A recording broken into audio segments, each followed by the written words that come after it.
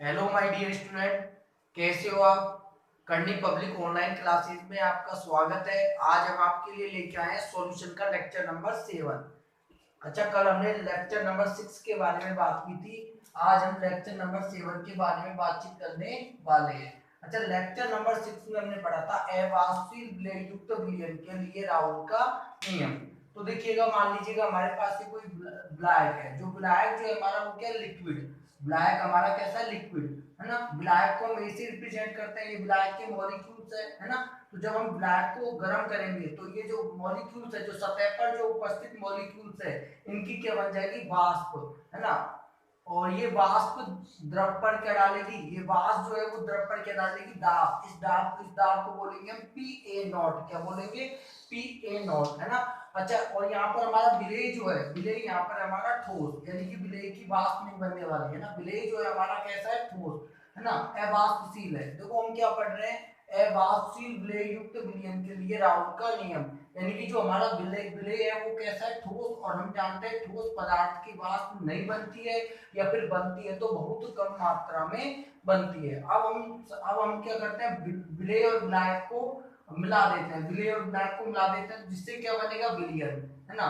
तो देखो, विलियन में दो प्रकार के मॉलिक्यूल्स होंगे, हम कह सकते हैं दो प्रकार के अवयव होंगे। एक तो अवयव होगा ए जो कि वाष्पशील है, और दूसरा अवयव होगा बी जो कि अवाष्पशील है, जिसकी वाष्प नहीं बनेगी।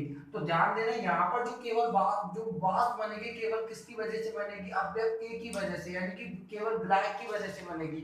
यहाँ पे जो वेपर बनेगी, विलियन में जो वाष्प बनेगी, वो केवल किसकी वजह से बनेगी, अवयव ए की वजह से। तो हम कह सकते हैं कि विलयन का जो वाष्प दाब होता है वो शुद्ध विलायक के वाष्प दाब से क्या होता है, कम होता है। क्योंकि विलायक में तो केवल देखो, विलायक में तो सतह पर जो सारे मॉलिक्यूल्स किसके होते हैं, विलायक के, है ना। विलायक में सतह पर जो जितने भी मॉलिक्यूल्स होते हैं वो सारे के सारे किसके होते हैं, विलायक के। जबकि विलयन में जो मॉलिक्यूल्स है, सतह पर जो मॉलिक्यूल्स होते हैं, उसमें क्या होता है, विलायक के मॉलिक्यूल्स किसके साथ संबंधित होते हैं, विलेय के मॉलिक्यूल्स के साथ। और हम जानते हैं कि विलेय के जो मॉलिक्यूल्स होते हैं उनकी वाष्प नहीं बनती, यानी कि जो आपका विलेय है वो कैसा है, अवाष्पशील, है ना। तो ध्यान दीजिएगा, अब मैं इसका स्टेटमेंट पढ़ देता हूँ। अवाष्पशील विलेय युक्त विलयन के लिए राउल का नियम का जो स्टेटमेंट है वो है, एक निश्चित ताप पर विलयन के प्रत्येक वाष्पशील अवयव का जो आंशिक दाब है वो उसकी मोल बिंदु के समानुपाती होता है। यानी कि यहाँ पर जो वेपर बनेगी, वो केवल किसकी वजह से बनेगी, विलायक की वजह से, है ना। तो मैं कह सकता हूँ P A directly proportional to X से, है ना। यानी कि विलयन का जो वेपर प्रेशर होगा वो केवल किसकी वजह से होगा, अवयव ए की वजह से, है ना। तो अवयव ए का जो आंशिक दाब है वो डायरेक्टली प्रोपोर्शनल टू होगा एक्स से के, है ना। अगर यदि मैं आगे यदि मैं ध्यान दीजिएगा, यहाँ पर यदि प्रीपोर्शनल टू का साइन यदि मैं हटाता हूँ तो यहाँ पर मेरे को स्थिरांक लगाना पड़ेगा। तो यहाँ पर ये जो स्थिरांक है वो आएगा हमारे पास पी ए नॉट एक्स से, है ना।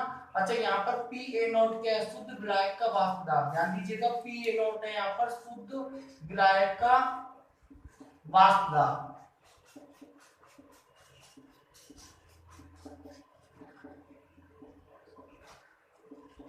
अब देखिएगा, विलयन का कुल वाष्प दाब, विलयन का कुल वाष्प दाब,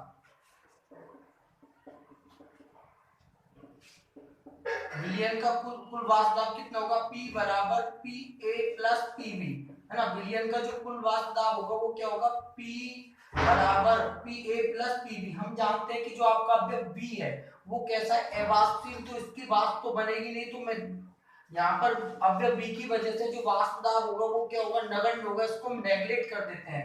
यानी कि विलयन का जो वाष्प दाब है वो केवल किसकी वजह से होगा, अवयव ए के वाष्प दाब की वजह से होगा।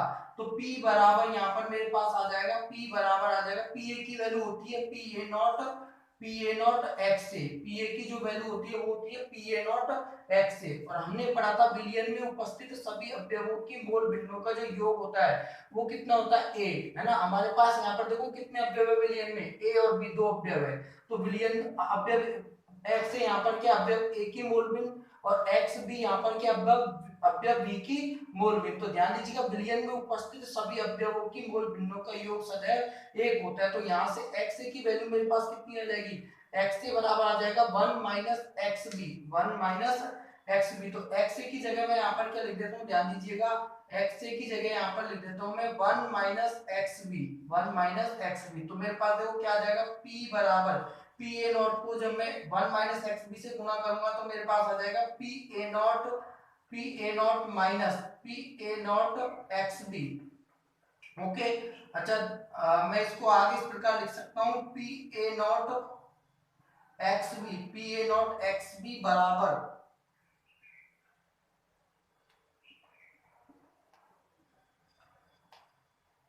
P A naught minus P.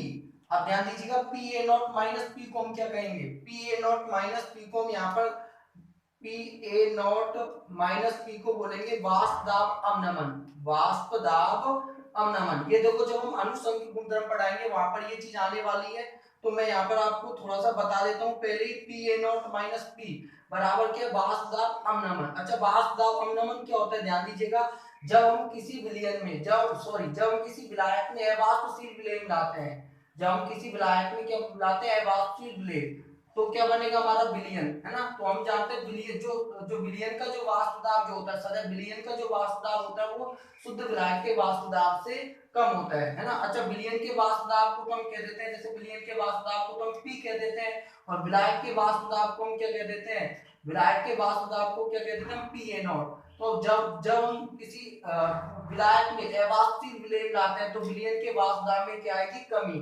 और कितनी कमी आएगी, देखो भाई, विलयन का वाष्प दाब तो हम कह रहे हैं पी, है ना। तो विलयन वाष्प दाब किसका ज्यादा होगा, विलायक का वाष्प दाब ज्यादा होगा या विलयन का वाष्प दाब, तो विलयन का वाष्प दाब ज्यादा होगा तो पी ए नॉट, और विलयन का वाष्प दाब होता है पी, तो P A naught minus P को बोलेंगे हम वाष्प दाब अवनमन। वेरी वेरी इंपॉर्टेंट, ध्यान दीजिएगा, जब हम अनुसंख्यक गुणधर्म पढ़ेंगे तो ये चीज वहां पर भी हम देखने वाले हैं। तो ध्यान दीजिएगा, यहाँ पर P A naught minus P को बोलेंगे वाष्प दाब अवनमन, है ना। तो मेरे पास यहाँ पर देखो एक्स बी बराबर मेरे पास क्या आ जाएगा, P A naught minus P बटा पी ए नॉट, है ना। तो देखिएगा, P A naught minus P को तो हम बोलते हैं वाष्प दाब अवनमन, है ना। तो देखो इस ये जो P A naught minus P की जो अपेक्षा है हम किससे कर रहे हैं, पी ए नॉट से, है ना। तो यहाँ पर P A naught minus P upon P A not को बोल देते हैं वाष्प दाब का आपेक्षिक अवनमन, वो वेरी वेरी इंपॉर्टेंट।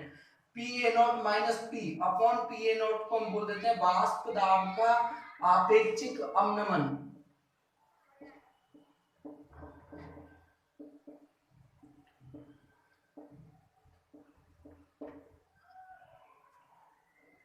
और देखो हम यहाँ पर कह सकते हैं, देखो ध्यान दीजिएगा, राउल्ट के नियम के अनुसार हम कह सकते हैं वाष्प दाब का आपेक्षिक अवनमन जो होता है वो किसके बराबर होता है, विलेय की मोल भिन्न के बराबर होता है। मैं यहाँ पर लिख देता हूँ, अतः हम कह सकते हैं, अतः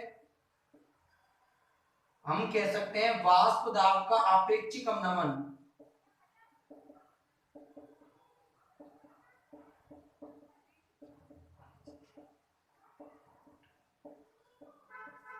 विलेय की मोल भिन्न के बराबर होता है, विलेय की मोल भिन्न के बराबर होता है।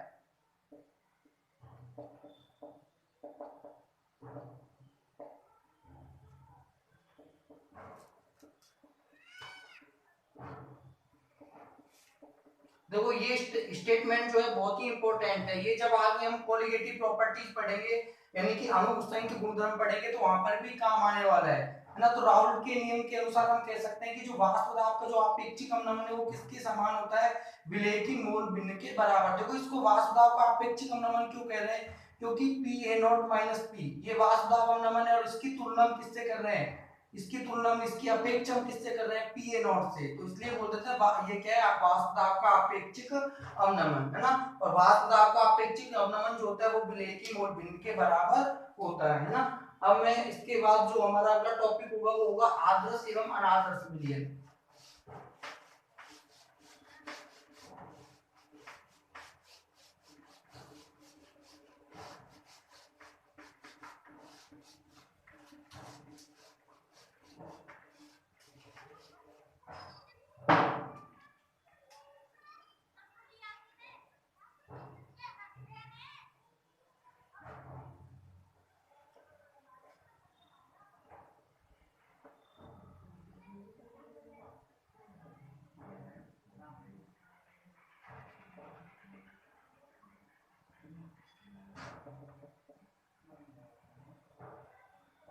एक तरफ मैं यहाँ पर लिख देता हूँ आदर्श विलयन,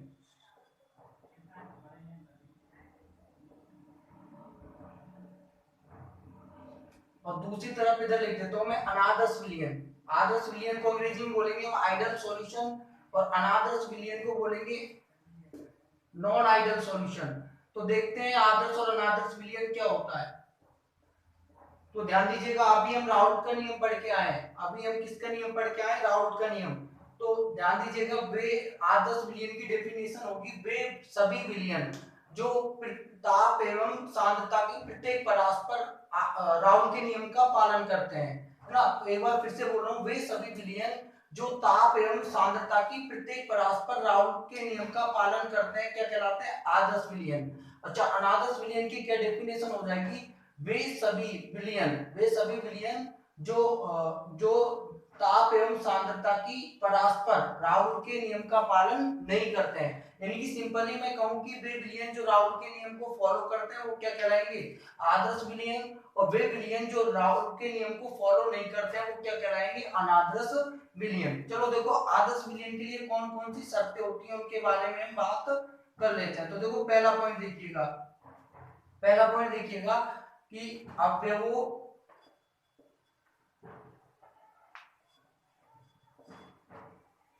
शुद्ध अवयवों के मध्य, ध्यान दीजिएगा, शुद्ध अवयवों के मध्य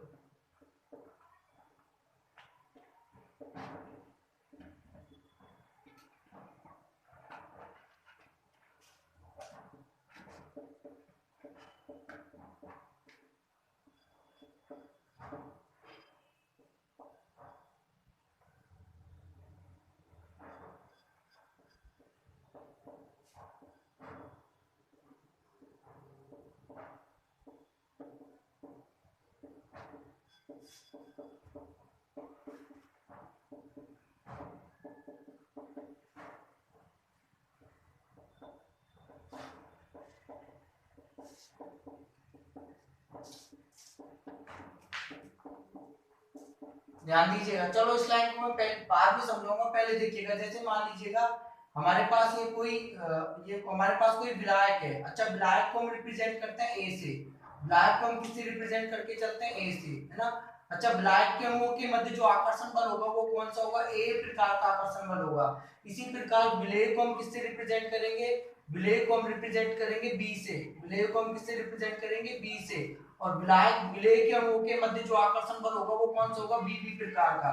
तो देखो, ध्यान दीजिएगा, विलायक के अणुओं के मध्य जो आकर्षण बल होता है वो होता है ए प्रकार का, और विलेय के अणुओं के मध्य जो आकर्षण बल होता है वो कौन सा होता है? बी प्रकार का। अगर यदि विलियन बनाता हूं, अब यदि मैं क्या बनाता हूं? विलियन। तो देखो, विलियन के अणुओं के मध्य जो आकर्षण बल होगा, यदि मैं विलेय और विलायक को ऐड कर देता हूं तो मेरे पास क्या बनेगा? विलियन। और विलियन में देखो, एक देखो, विलियन में कौन कौन से अवयव होंगे? ए बी होगा, और बी भी होगा, ए बी होगा, और क्या होगा? बी भी होगा। तो विलयन के अणुओं के मध्य जो आकर्षण बल होता है वो क्या होता है? वो कौन सा होता है? ए बी प्रकार का होता है। कौन सा होता है? ए बी प्रकार का। तो ध्यान दीजिएगा, मैं ये कहना चाह रहा हूं कि जो यहाँ पर जो ए बी प्रकार का जो आकर्षण बल है, ए बी प्रकार का जो आकर्षण बल है, मैं यहाँ पर लिख देता हूँ ए बी आकर्षण बल। ए बी आकर्षण बल किसके बराबर होना चाहिए? ए तथा बी आकर्षण बल के बराबर होना चाहिए। ए बी आकर्षण बल जो है वो ए तथा बी आकर्षण बल के बराबर होना चाहिए। तो देखिएगा, पहली शर्त को ध्यान से समझिएगा। जो पहली शर्त है वो क्या है? शुद्ध अवयवों के मध्य जो आकर्षण बल है वो विलयन में उपस्थित अवयवों के आकर्षण बल के बराबर होना चाहिए। यानी कि सिंपल सी यदि मैं बात करूं तो जो विलयन में जो आकर्षण बल होगा वो किसके बराबर होगा? ए बी आकर्षण के बल। जो विलयन में जो आकर्षण बल होगा वो कौन सा होगा? ए बी प्रकार का आकर्षण बल होगा। तो जो ए बी प्रकार का आकर्षण बल है वो किसके बराबर होना चाहिए?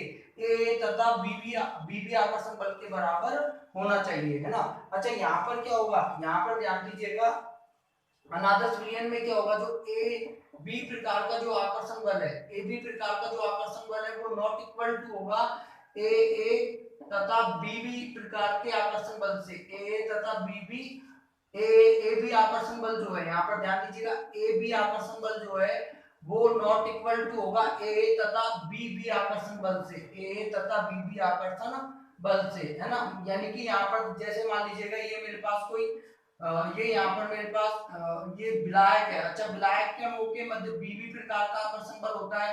विलायक को हम बी से रिप्रेजेंट करते हैं, तो विलायक के अणुओं के मध्य जो आकर्षण बल होगा वो कौन सा होगा, बीबी प्रकार का। और यहाँ पर ध्यान दीजिएगा ये विलेय को हम किससे रिप्रेजेंट करते आए हैं, ए से, है ना। तो विलेय के अणुओं के मध्य जो आकर्षण बल होगा वो कौन सा होगा, ए प्रकार का। अच्छा, जब मैं विलेय और विलायक को ऐड कर देता हूं तो यहाँ पर देखिएगा, यहाँ पर विलियन, ये क्या बन गया आपका विलियन। और विलियन में हमको पता है कौन कौन से अवयव होते हैं, दो प्रकार के, एक तो होता है अवयव ए और एक होता है अवयव बी। तो यहाँ पर ध्यान दीजिएगा ए बी आकर्षण बल जो है, यहाँ पर ध्यान, ये तो ये आपका विलेय हो गया, ये हो गया आपका विलायक, है ना। तो यहाँ पर जो ए बी, यहाँ विलियन में जो आकर्षण बल होगा वो कौन सा होगा, ए बी प्रकार का, है ना। तो विलियन का जो आकर्षण बल है, यहाँ पर जो विलियन में जो अवयवों के मध्य आकर्षण बल जो है वो शुद्ध विलायक एवं विलेय के अणुओं के मध्य आकर्षण बल से या तो ज्यादा होगा या फिर क्या होगा, अधिक होगा। यानी कि यहाँ पर जो ए बी आकर्षण बल है अनादर्श विलियन में, जो ए बी आकर्षण बल है वो ए तथा बी बी आकर्षण बल से या तो क्या होगा, ज्यादा। यानी कि विलायक के अवयवों के, सॉरी विलियन में अवयवों के अणुओं के मध्य जो आकर्षण बल होगा या तो क्या होगा, शुद्ध अवयवों से अधिक होगा या फिर शुद्ध अवयवों से कम होगा, है ना। तो ध्यान दीजिएगा, हमने आदर्श और अनादर्श विलियनों के लिए जो पहली शर्त पढ़ ली है ना। तो ध्यान दीजिएगा, पहली जो शर्त है वो क्या है, एक बार मैं फिर से बता देता हूँ, पहली उसको आसान शब्दों में फिर से बता देता हूँ।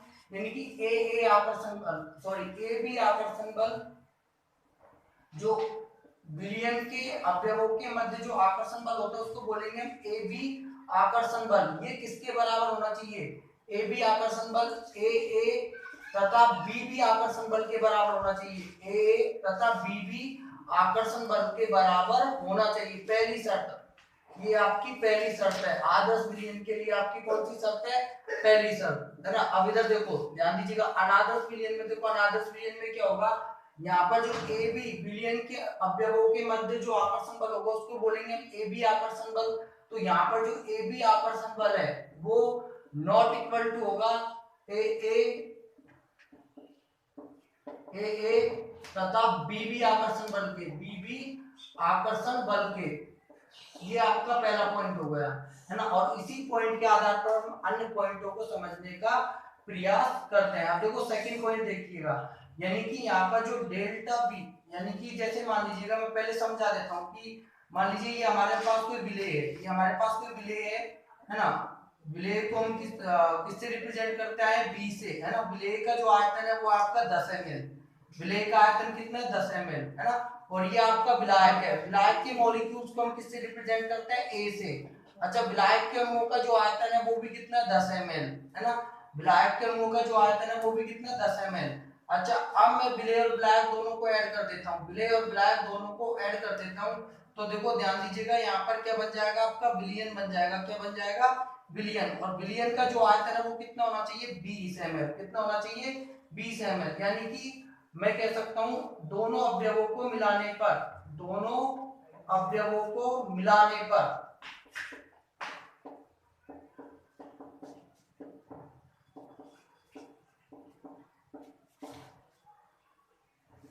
विलियन का कुल आयतन, दोनों अवयवों को मिलाने पर विलियन का कुल आयतन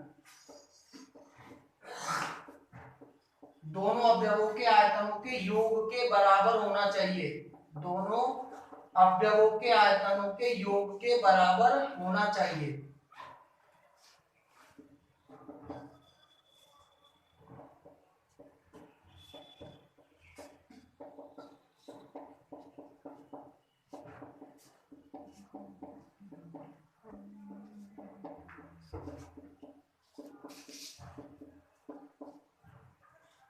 देखिएगा ध्यान से, मतलब जो मिश्रण का जो आयतन है, मिश्रण का जो आयतन है आपका बी मिक्सर में, यहाँ पर लिख देता हूँ, मिश्रण का जो आयतन है वो किसके बराबर होना चाहिए, अवयव ए का आयतन, अवयव ए का आयतन प्लस अवयव बी का आयतन।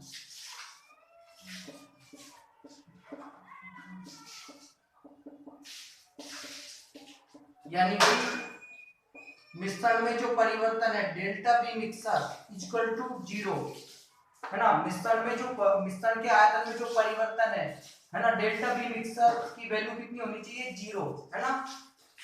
यदि अनादर्श विलयन की यदि मैं बात करता हूं तो यहाँ पर delta B mixer is not equal to, delta B mixer is not equal to 0, यानी कि दोनों अवयवों को मिलाने पर जो विलयन का आयतन होता है वो दोनों अवयवों के आयतनों के योग के या तो योग से या तो ज्यादा होगा या फिर कम होगा। यानी कि जैसे मान लेते हैं ये आपका अवयव ए और ये आपका अवयव बी है ना।